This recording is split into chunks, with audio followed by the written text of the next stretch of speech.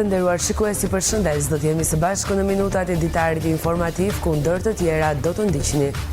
Në kuadër të tetorit roz në Tepelen po rritet ndjeshëm interesi grave për kryerjen e mamografisë. Sipas specialistes Margarita Muka, çdo ditë kryhen mbi 15 kontrolle që mundësojnë zbulimin në kohë të kancerit të gjirit. Mamografia lëvizëse ofrohet falas edhe në zonat rurale të bashkisë, duke lehtësuar aksesin për gratë.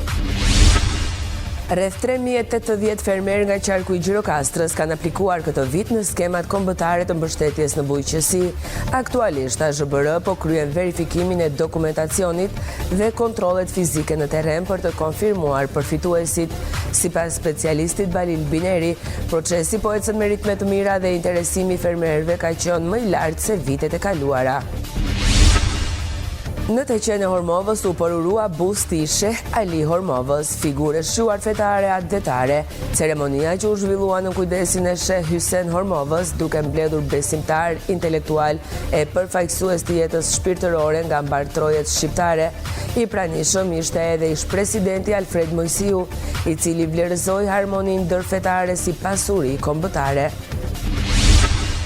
Në vitet 60, midhja, sot mbretëresha e frutave të detit në Sarand nuk njihej fare si ushqim.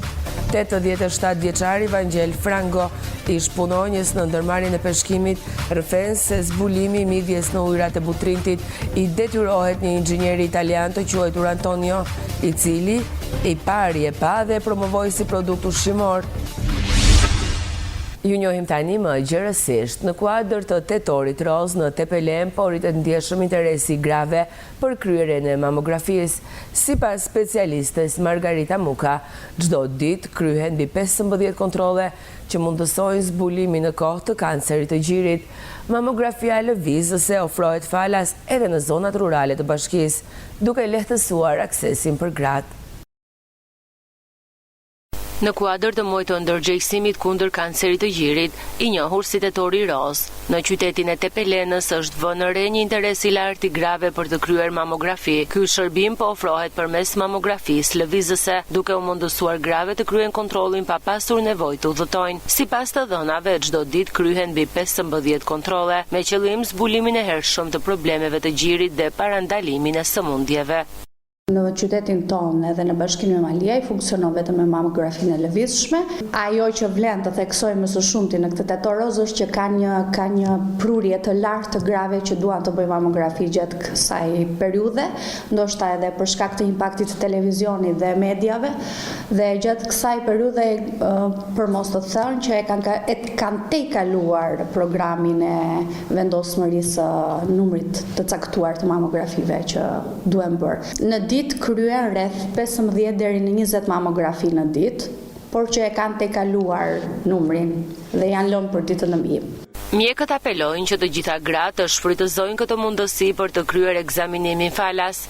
Një apel që doja t'u drejtoja grave në këtë tetor do ishte të vetë kontrollojnë gjinjtë e tyre, të kenë kujdes për shëndetin e tyre dhe të drejtohen qendrave shëndetësore dhe institucioneve shëndetësore sa herë të kenë ose mos të kenë nevojë, po për të qenë në rikujtes shëndetit tyre parësor. Fushata e tetorit roz do të vijojë gjatë gjithë muajit, ndërsa mamografia lëvizëse do të ndalet edhe në njësitë administrative për të ofruar kontrollin për sa më shumë gra në zonat rurale. Rreth 3080 fermer nga qarku i Gjirokastrës kanë aplikuar këtë vit në skemat kombëtare të mbështetjes në bujqësi. Aktualisht, AZHBR po kryen verifikimin për dokumentacionin dhe kontrollet fizike në terren për të konfirmuar përfituesit. Sipas specialistit të bujqësisë në Gjirokastër, Balil Bineri, procesi po ecën me ritme të mira dhe interesi i fermerëve ka qenë më i lartë se vitet e kaluara.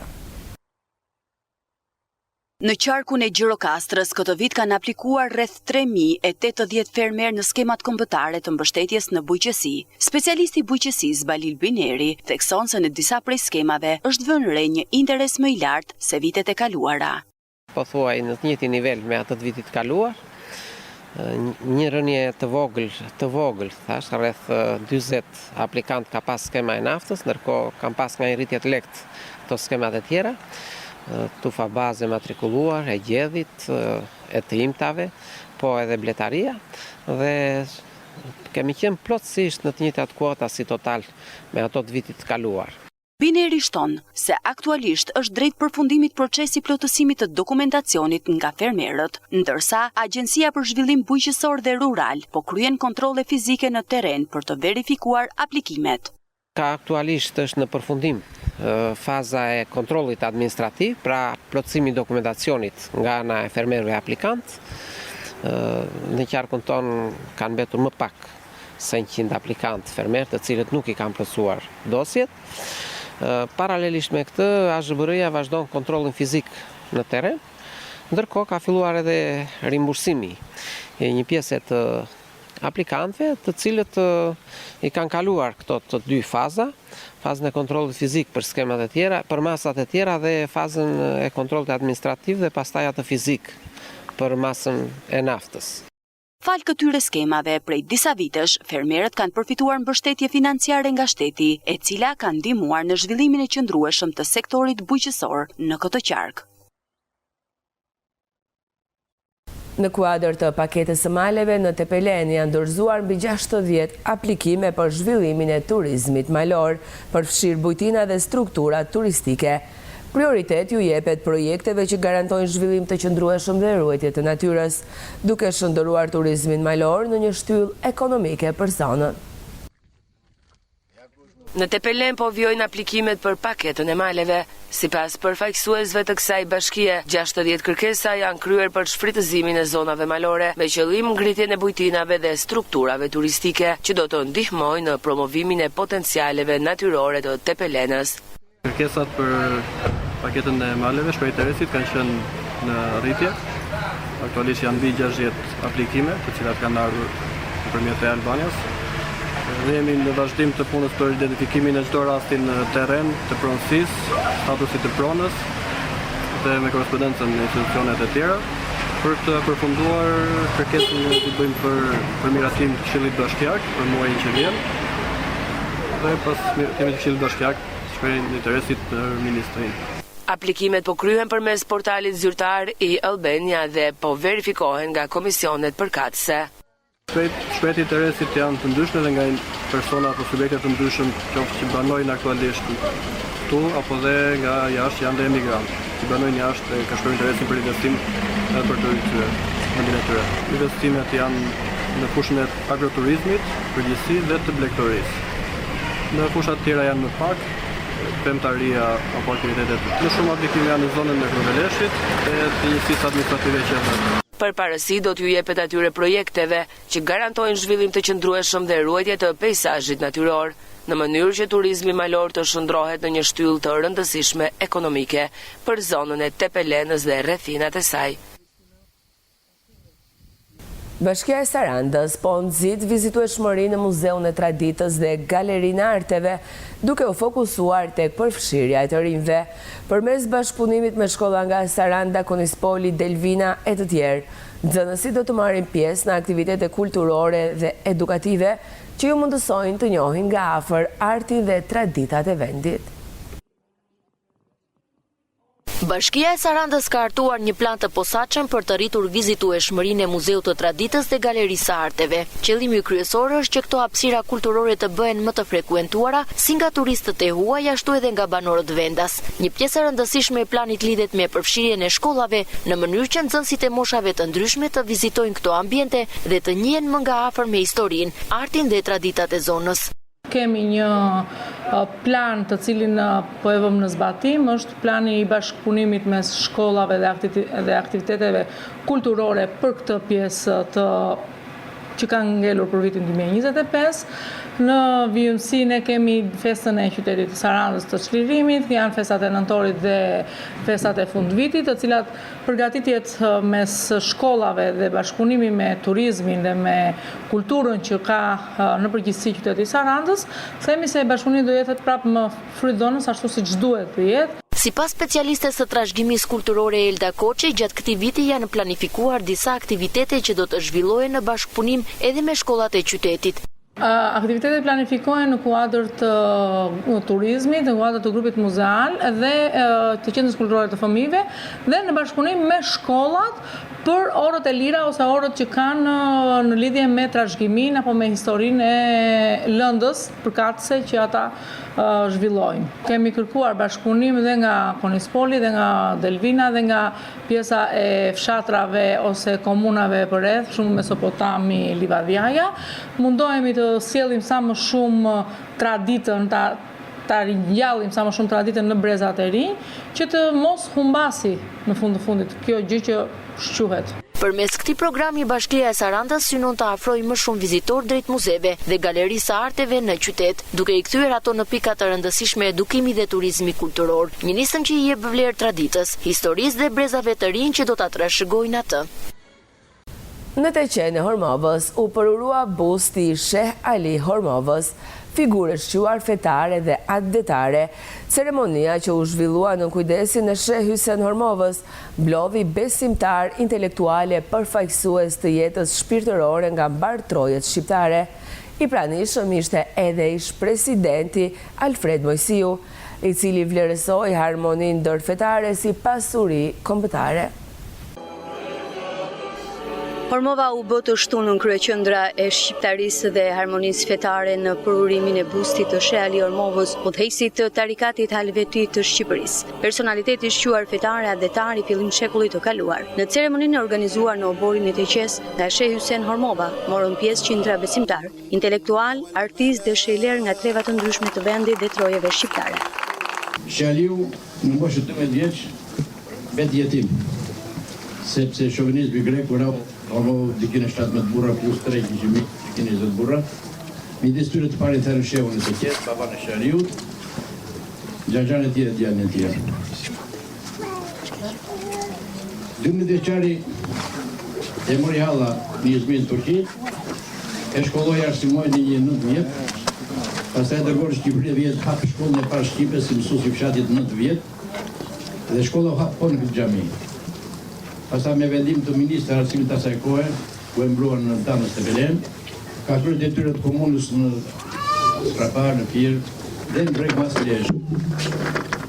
Në luftën asociimtare për qafoj luftën i dhan gradën nën Konel, nuk e mori parasysh fetare, qëndroi këtu dhe pastaj në 50 zgjodhi kryetari i tarikatit për të Shqipërinë.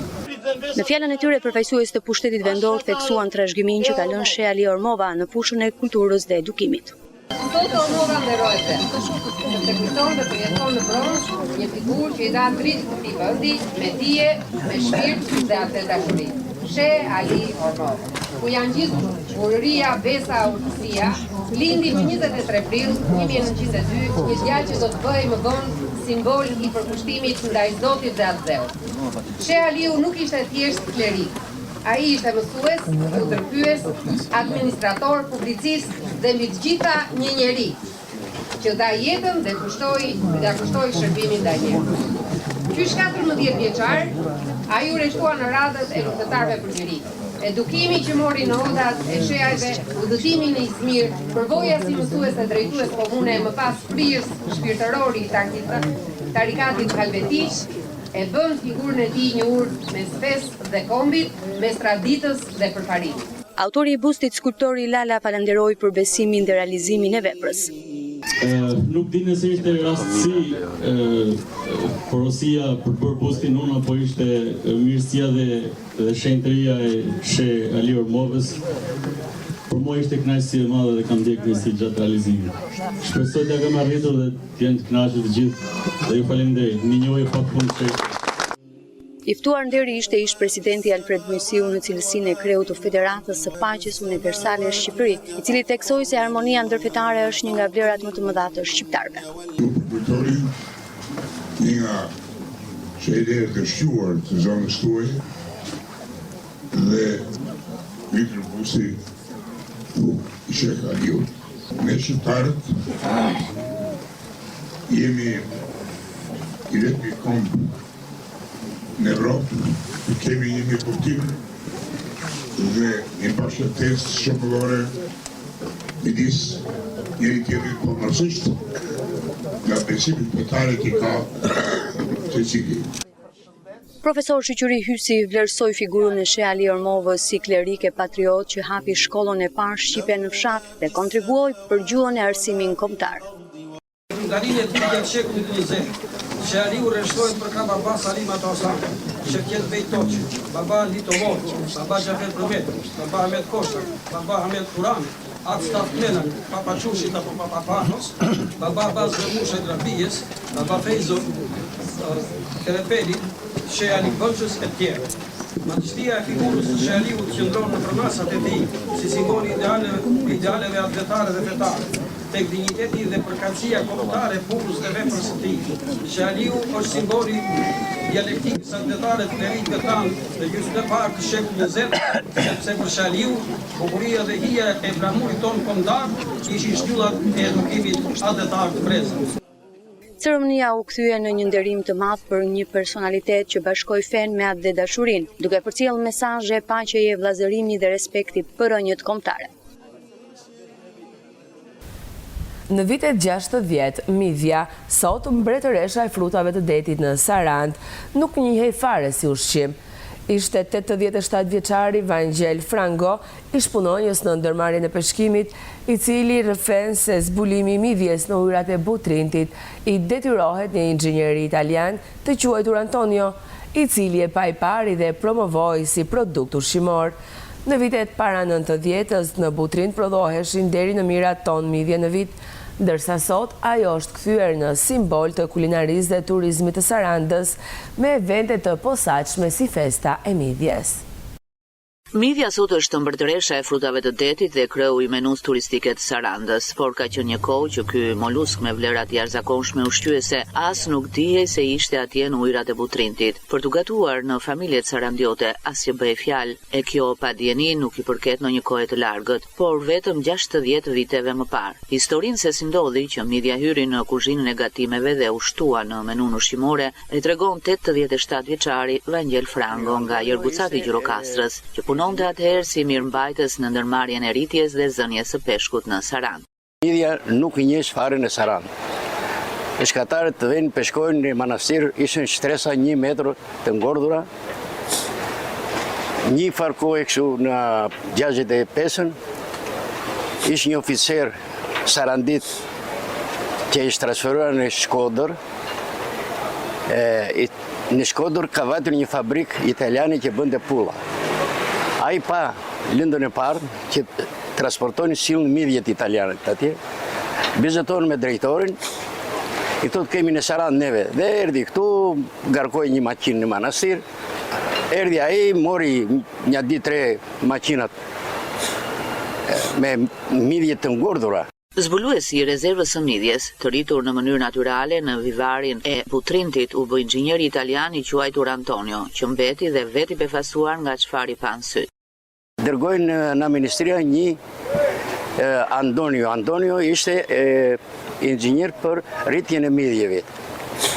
Kur erdhi këtu në ndërmarrje, e morëm dhe quam në manastir. Kur pa atë shtresat e midhjeve, vajtëm në Butrindo, edhe thot, tu keni një pasuri të veçantë, që ta kisha unë, tha, do arria Rockefellerin e Amerikës, si thot. E mbajtëm tu. Antonio filloi të na mësoj në manastir, e mblodhem një 30 gradë të cilat bëjnë vargjet për të riprodhuar midhjet, farën e midhjeve, edhe bëm impjantet. Vangjeli kujton se italiani Antonio ishte aq këmbgulës për të shkuar deri në fund zbulimet të tij, sa aplikoi edhe recetat e gatimit të midhjes në ishmensën e peshkimit në Vivar, ku gatuai vakti drekës për punëtorët e atyre viteve. Vangjeli tregon se inxhinierit u desh të bëhej edhe aplikues e kuzhinier i gatimit të midhjes, që u servireshin peshkatarëve si shtesë e menus ditore. Fillojmë vënbi po snjeshë si gjellë, si ushqim. Në fillim në mezën e ndërmarrjes, Antonio mori dhe midhjet që i nxirrin në atje në punëtorët, edhe i zihen atje dhe i tha kuzhinierit të gatuash kështu do ta bësh. Mbas gjellës jepin dhe midhjet na mësonin se si hahen midhjet. Bëj sapti kur me zori engrëm neve kur na bënte Antonio atje në mezë. Na i bënde jahni, na i bënde me makarona, na i bënde kështu vetë gatuan dhe ai. Dhe në Butrindo që ka vajtur vetë. Filloi prodhimi Mirë, në treg nuk njëhesh prap. Njëheshin në familjet që punojnë në peshkim, si gjellë, që na bënte Antonio. Edhe pas kësaj, Vangjeli sjell në kujtesë se midja gatuaj vetëm në familjet e peshkatarëve, po fritej kudo për këtë ushqim të ri, por pranimi për ta futur gjerësisht në kuzhinën qytetare nuk ishte i lehtë. Sërish Antonio gjeti dhe sugjeroi formulën se si midjes t'i hapej dera dal nga dal, gati në çdo familje. Në momenti vetë mendja Antonio se thot dëgjoni, thoi bëjmë qeska, midjet të zjera dhe midjet të pa zjera me kuaskat, do t'i qojmë në dyqanin e mishit dhe do t'i japim falas. 1 kile mishi, 2 kile midje, falas. Sa të mësoj populli. Edhe kështu veprua vërtet, s'kaluan 6 muaj, filluan pastaj njerëzit falas ishte, mirë, atë udhëzimin e jip të hasapit do i zhesh, do t'i bësh kështu dhe kështu. Edhe kështu filloi midja në fillim prodhimi edhe u hap në treg. Pastaj filloi tregtin mirë në Itali ai, është rruga e parë domethënë e hapjes e midjeve këtu në Sarandë. Dhe në gjithë Shqipërinë pastaj filluam prodhonim, u bë impiantet në Manastir, në Vivar poshtë, filloi prodhimi në barazi i midjeve. U investua për të shtuar njohjen e vlerave ushqyese të midjes dhe konsumin e saj, por u investua edhe për kultivimin e saj duke shtuar impiantet në Vivar e në liçenin e Butrintit. U arrit deri në prodhimin e konservave të midjes që shkonin në tregun vendas dhe në eksport. Në vitet para 90-s prodhoi 1.000 ton midje në vit. Në 30 vitet e fundit, krevatinat e kultivimit të midjes me teknologji të kohës janë pjesë e peizazhit piktoresk që të shoqërojnë përgjatë udhëtimit turistik nga Saranda në Ksamil e Butrint. Të nderuar shikues, ishte gjithçka e përgatitur për këtë ditar informativ. Ju faleminderit për vëmendjen, shikim të këndshëm të programeve në vazhdim. Bashkë miru takofshi.